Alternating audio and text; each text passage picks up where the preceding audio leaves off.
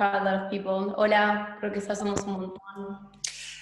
Hi, so it's a lot of us here, so I think we can start. Thank you. Thank you everyone for coming. Thank you for being here. Every time we have these types of meetings, this involves the effort of a lot of people, and we are extremely happy to see how the community responds and how everyone feels motivated to join. Explain how the interpretation tool work.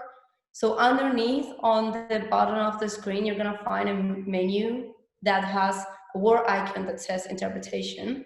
In order to choose language you wanna hear the webinar, you have to click on it and choose the language that you prefer, and it's all set. Y ahora en español, And now in Spanish.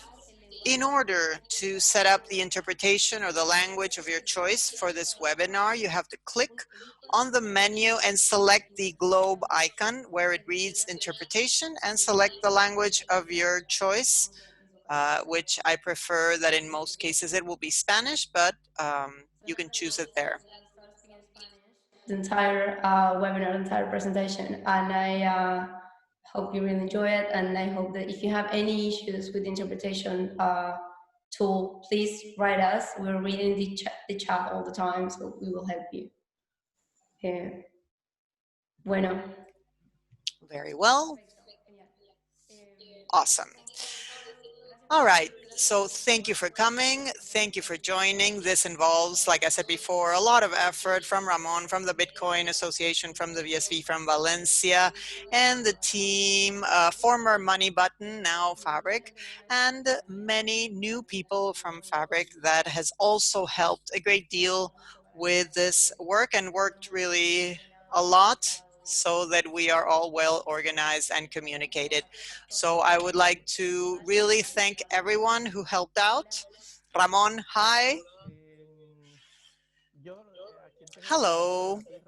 I really need to thank you of all people because you've really made a lot of effort to organize this and advertising on the web and the communication for the event.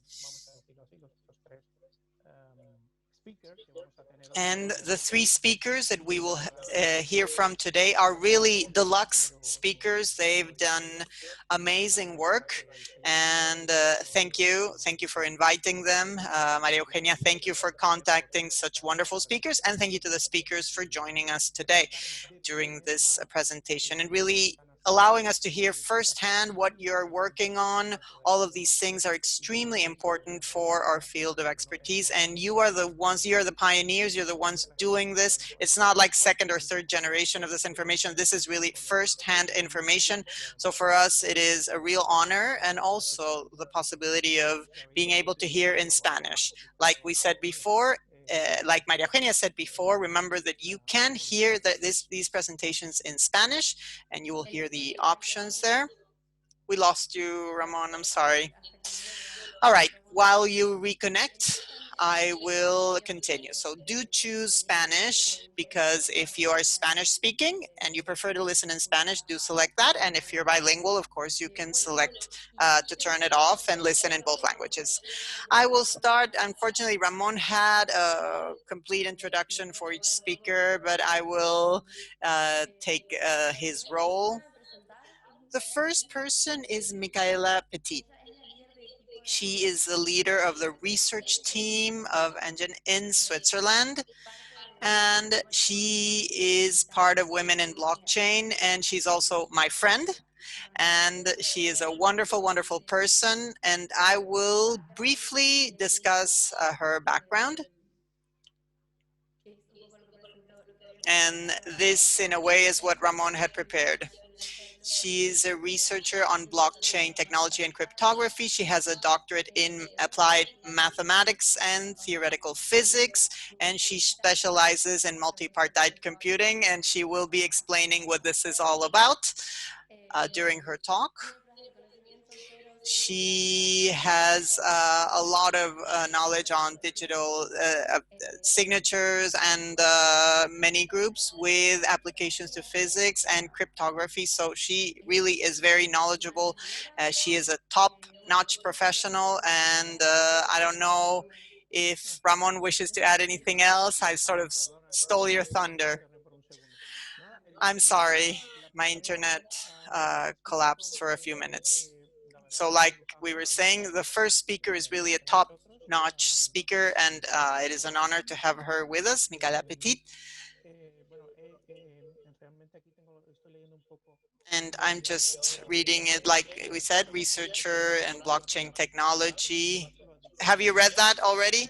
Yes, I've already read it, so. But one of the things she included in this bio is that she is.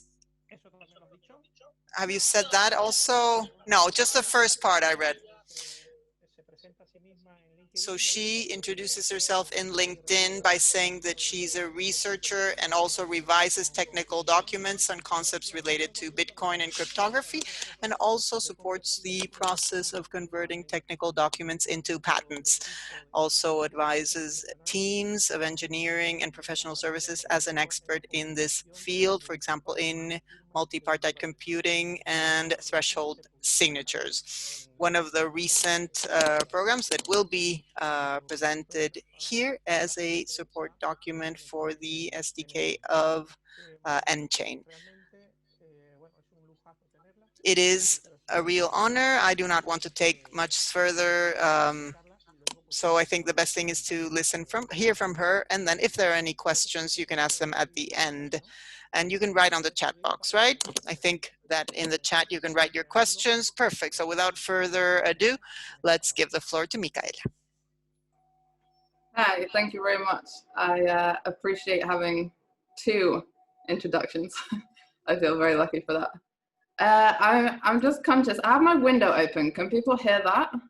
Is it noisy or?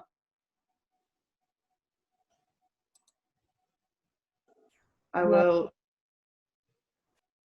Okay. Please do let me know if it gets too noisy, and I will shut my window. So thank you very much for the introduction, and thank you also to the organizers for arranging this meetup. So today, as you mentioned, I'm going to talk about threshold signatures.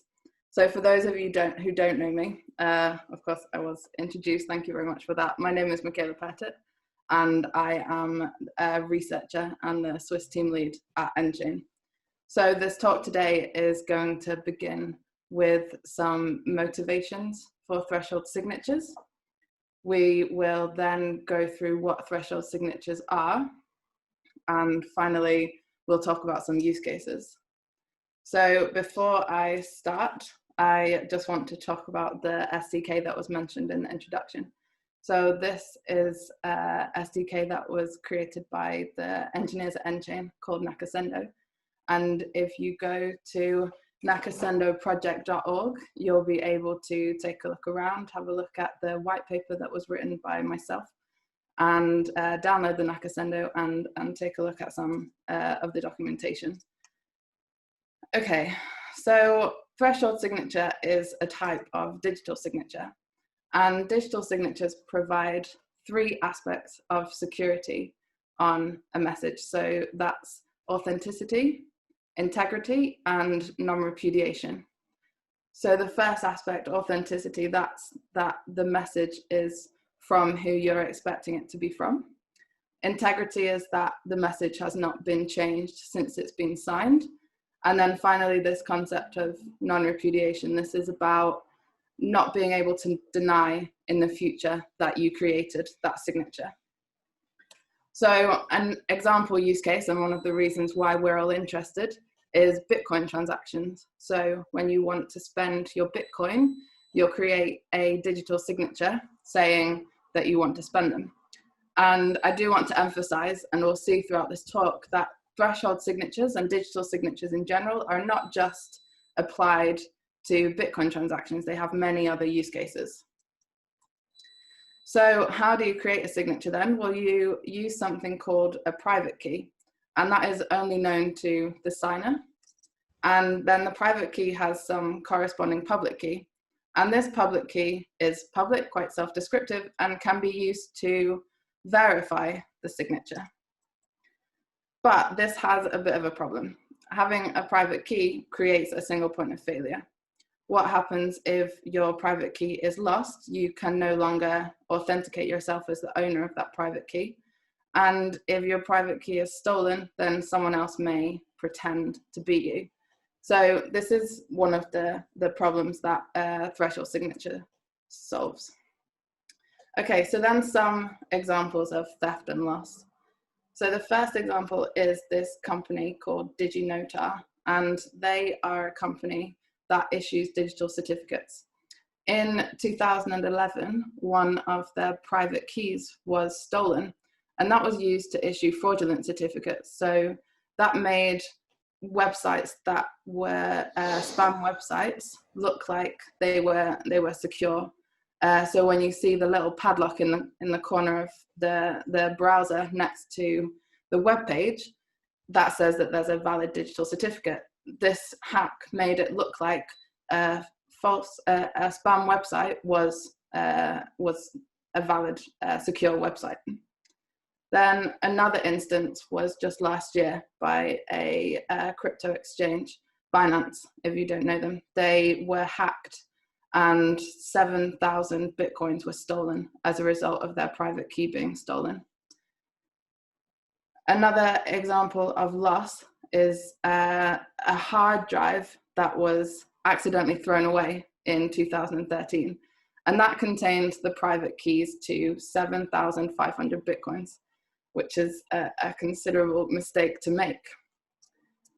And then we also have another example of loss, which is a Zimbabwean exchange called Golix. And they lost just a password to a memory stick that was storing some private keys that were associated with 33 Bitcoins. So while it's not as large as the other losses, it does demonstrate that in 3 of our 4 examples of loss and theft, that this is quite a big issue, even for companies that are well trained in things like security. So Chainalysis, they estimated in 2017 that around 4 million Bitcoins have been lost due to lost keys, which is quite a considerable amount and is 65 billion US dollars in the exchange rate a couple of hours ago. I don't know if that's changed since. So yeah, this is really quite a huge problem. So let's look at some of the problems. Let's look at some of the wallets that currently exist. So there are 4 types of wallets that I'm going to tell you about initially. And the first one is a hot wallet. So the concept of a hot wallet is a wallet where your private keys are stored in a way that maybe they're on a device that's connected to the internet. This is what we mean by hot. Then a custodial wallet is a wallet where your keys are stored by a custodian. So you don't have custody of your own keys. Instead, you trust someone else to store your keys. Then a cold wallet is pretty clearly opposite of hot wallet. So one in which the device is not connected to the internet. So an example of that might be a simple paper wallet, writing your keys down on paper. It could be remembering them, just having your keys in memory, or maybe something like storage on a memory stick. And then finally, we have this wallet, which is a multi-signature wallet. So this is a wallet that attempts to solve some of the problems with having a single key. And what this wallet does is require multiple signatures to spend your Bitcoin. So this helps to prevent having that single point of failure. If someone wants to attack, then they have to attack multiple keys to gain access. And if you lose one of your keys, you may still be able to recover your Bitcoin.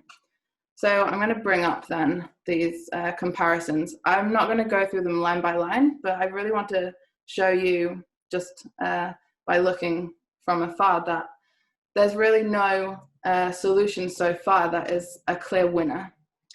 So I want to point you to a couple of things. So I talked about the multi-signature wallet. While it has this benefit of avoiding this single point of failure, the drawback is that the size of the signature is large. You're requiring more signatures compared to one of the first three who just have single keys.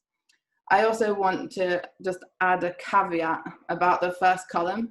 This really depends on the implementation, about how usable it is.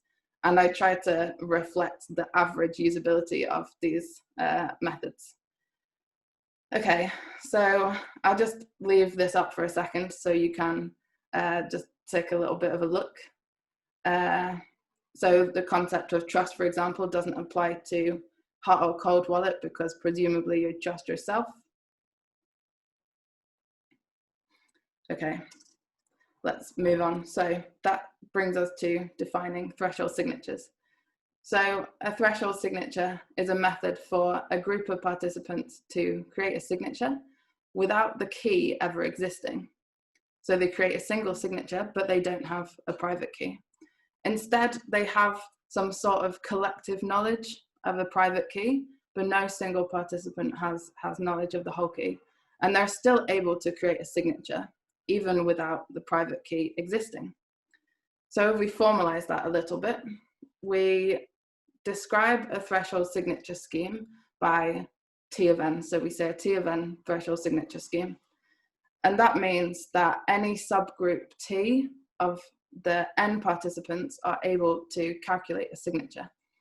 And that really is any T participants. There's no restriction on what subset that is. The resulting signature, it looks exactly the same as if it was created by a single key. And there's no way that you can tell that it was created in a threshold signature scheme. As I mentioned, the private key doesn't exist at any point. A signature can be created without this key existing. And instead, the participants have something that we call a share of the private key. And they're able to use this share to create a signature share. And then the signature shares can be combined to create a valid signature. There's also no way for less than T of the participants to create a signature. So this is the aspect that helps protect us against theft. If someone wants to attack your scheme, they're going to need to attack multiple locations to be able to gain enough information to create a signature corresponding to the public key. And then finally, if a share is lost, it's still possible to recover the private key. So this is the aspect that protects us against loss. Let's do a simple example. If we want to create a 3 of 3 threshold scheme, then we have 3 participants, and they all create their share of the private key. So in the way that they're created, the private key doesn't need to exist. They're able to create their share without the private key existing. Then when they want to create a signature on a message, they each create their signature share, and then these can be combined to create a valid signature for that message. Then what happens if one of them loses their key share? Then in that case, the other 2 participants are able to come together and recreate the key, and there's no worry about loss of funds, for example. So that kind of brings us on to the next point quite nicely. There's actually 2 thresholds that we've been talking about. So you've heard me talking about the threshold signature scheme, threshold of the signature. That is the number of participants required to create a signature. And then we also have a private key threshold. That's the number of participants that are able to create the private key. So I want to emphasize again this point that the private key doesn't need to exist, but if required, they can come together and calculate the private key. So then the question is, do these need to be the same? And that helps us to define a concept called optimality. So in the case of an optimal threshold scheme, these two thresholds are the same. And in the case of non-optimal, these two thresholds are different. So the benefit of a non-optimal scheme is that the principles are very simple. It's on top of what you need for just a signature scheme in general, you're able to create a threshold scheme, a non-optimal threshold scheme, using very simple mathematical principles.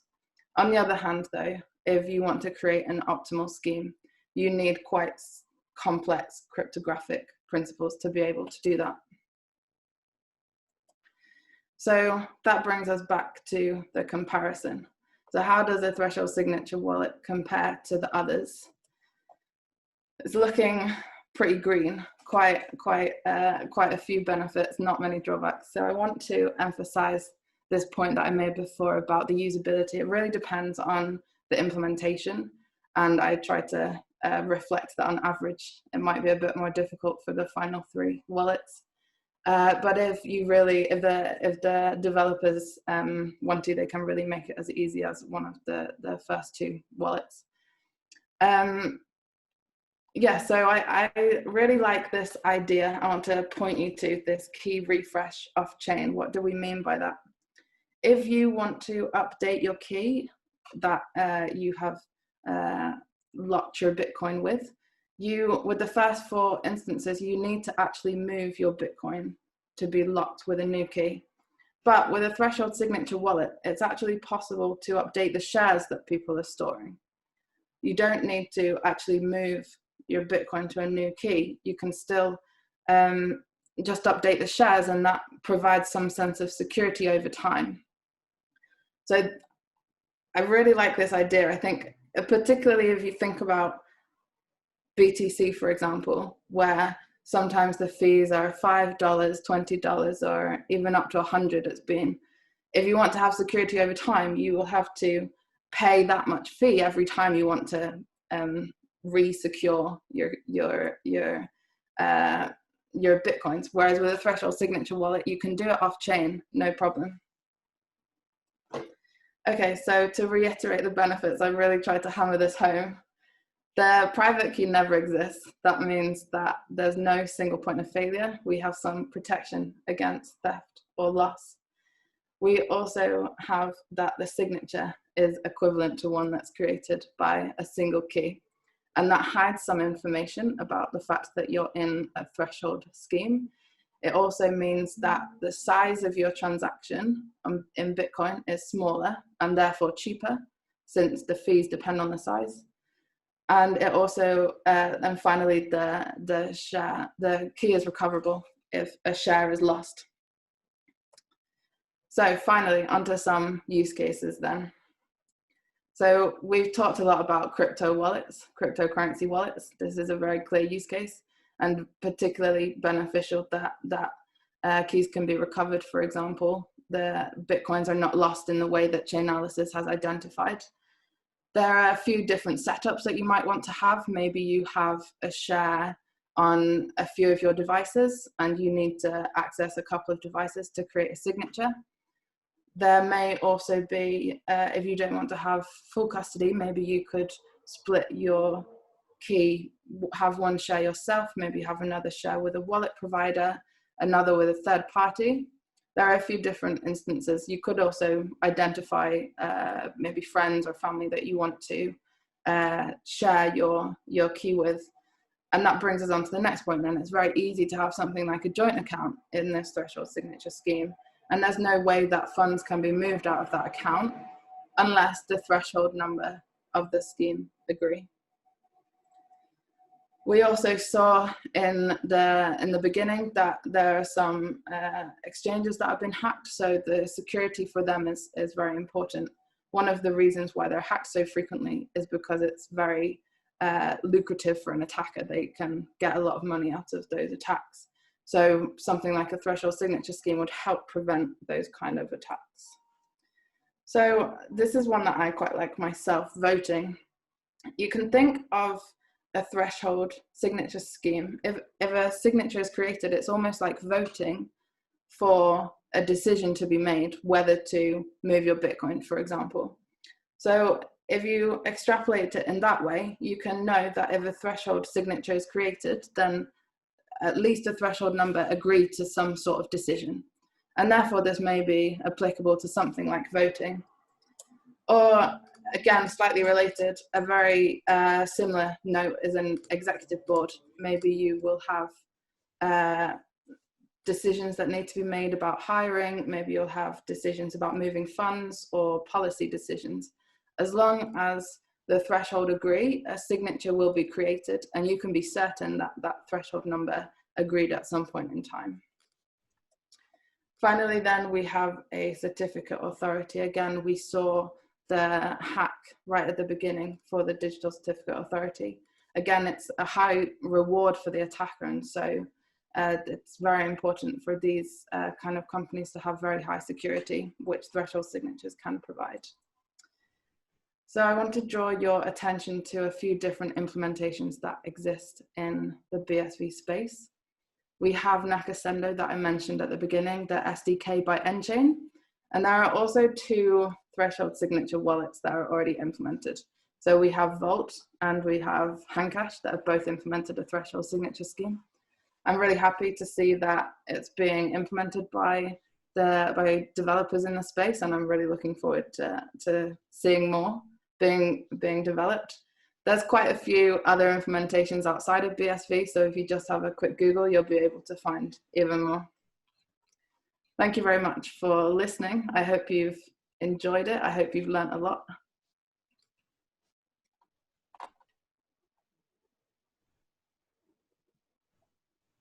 Bueno, creo que fue súper útil. Thank you. I think it was really useful indeed. Thank you indeed, Michaella, for your presentation. I really enjoyed it.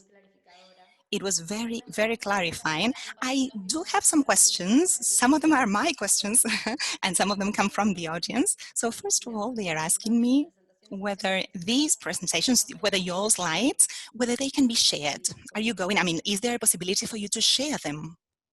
I'll have to double check if people are interested in the slides, if they could find me on LinkedIn or email me, and I would have to check.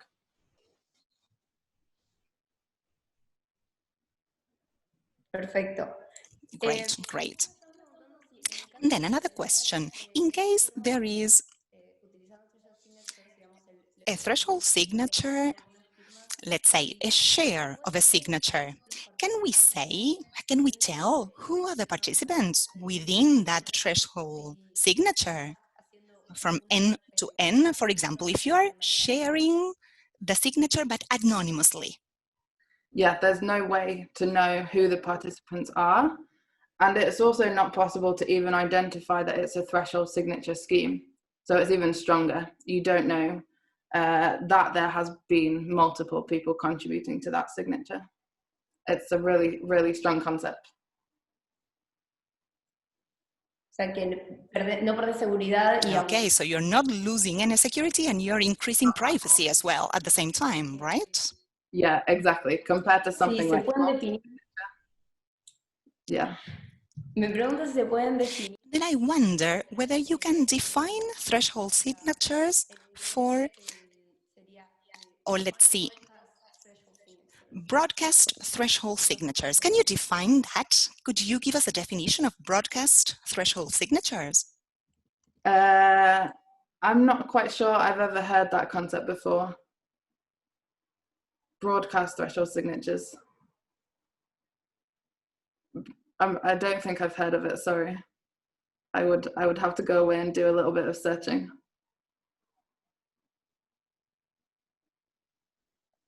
Bueno, de última, sí. Okay. As a matter of fact, I don't know who asked this question. Okay, encryption broadcasting, I think they're clarifying on the chat. Does it make more sense? Encryption broadcasting?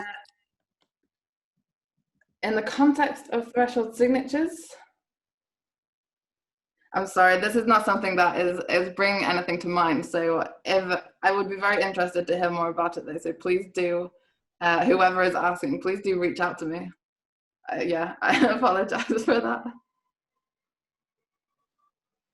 Bueno, perfecto. Entonces, lo que voy a... Great, indeed. Yes, I will share in the general chat of LinkedIn. I'm going to share your contact information so that they can actually reach you and get this question back to you.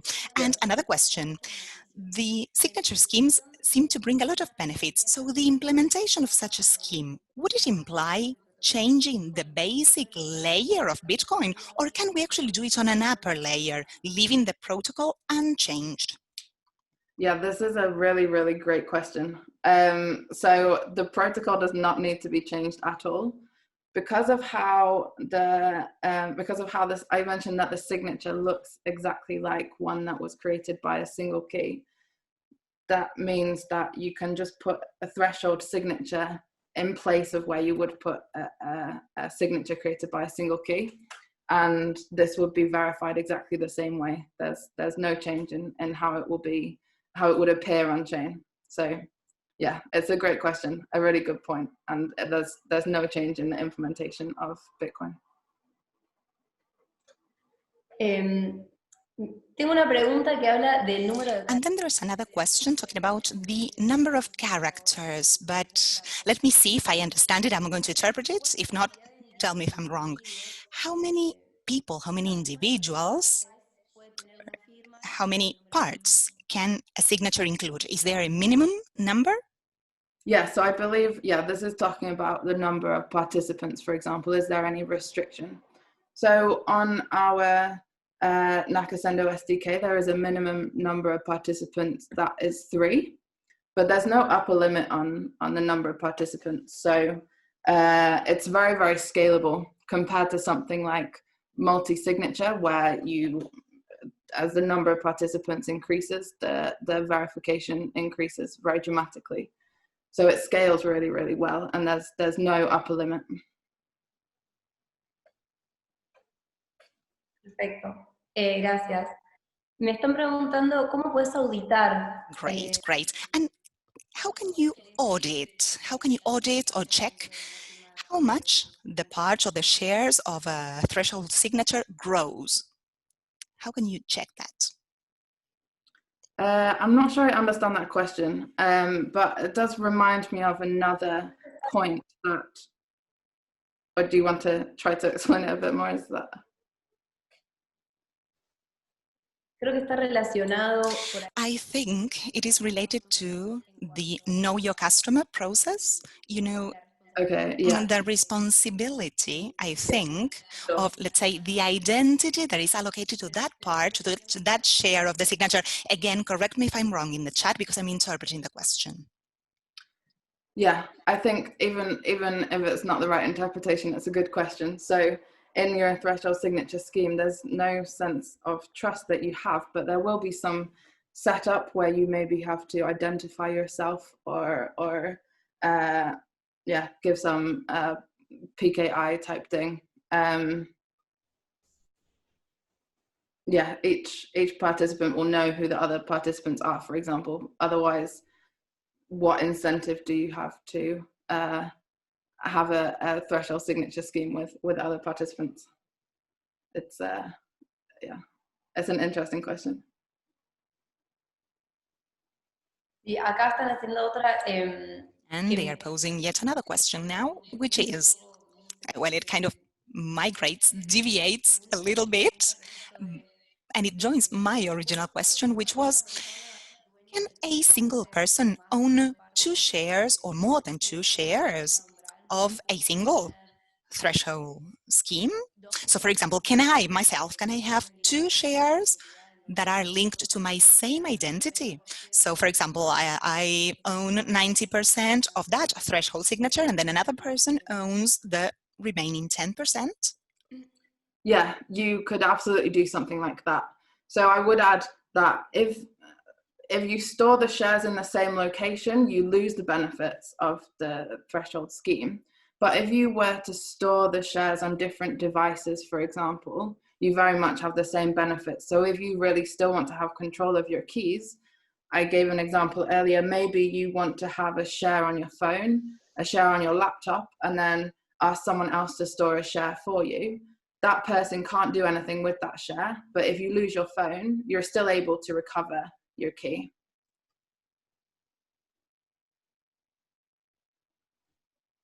Genial. La última pregunta que voy a hacer. Great. And last question, just last question, and we'll give the floor to Jack then afterwards. But your topic was really interesting. Is there a protocol to communicate, to tell who are the different parties involved, the different stakeholders, even if you protect the privacy? Is there any way in which you can send a message from one party to the other? That really depends on implementation. It's not something that is described by a threshold signature scheme. It's something that will depend on how the scheme is implemented, how the communication between the different participants is implemented.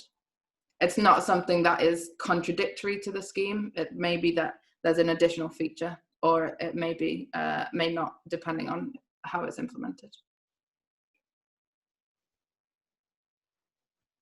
Perfecto. Bueno, creo que... Okay. Great. So I think we are done with the questions. Thank you so much, Michaella, for your time, for your presentation, for your clarity. There are some further questions, but I'm going to share your contact information so that they can directly get in touch with you, because I think there are many people who are interested in making this kind of implementation, mainly because of this new notification by hand cache.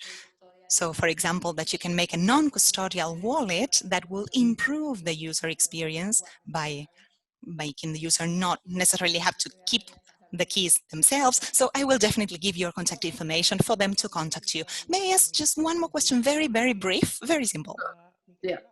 Michaella, this implementation in the wallet, does it affect specifically the Bitcoin funds? But imagine you have a wallet that would support tokens. Would that be just alike? Would it be the same, or would there be any differences? Yeah, you can do exactly the same thing with tokens. It's really, there's a lot of different use cases, and yeah, it can be applied to tokens as well. It's a great question. I did intend to mention this, so thank you for asking. Nada, gracias a ti. Thank you. Thank you very much for having me speak. Preguntando si ya hay un protocolo de comunicación. Someone is asking me if there's already a communication protocol between the participants for an implementation of threshold signatures, or does this depend on the implementation of each one, or is a protocol for communication being developed? Yeah, there are standards being developed by a cryptography committee, but I don't believe that, I'm not aware of them being finalized yet. I think it's being developed by NIST, N-I-S-T, if you want to take a look at that. Bueno, genial. Bueno, muchas gracias. Gracias por la presentación. Wonderful. Thank you very much. Thank you for answering all the questions and for your presentation. And for those of you who are interested in reaching out to Mika, I will share her information. Thank you very much for having me speak.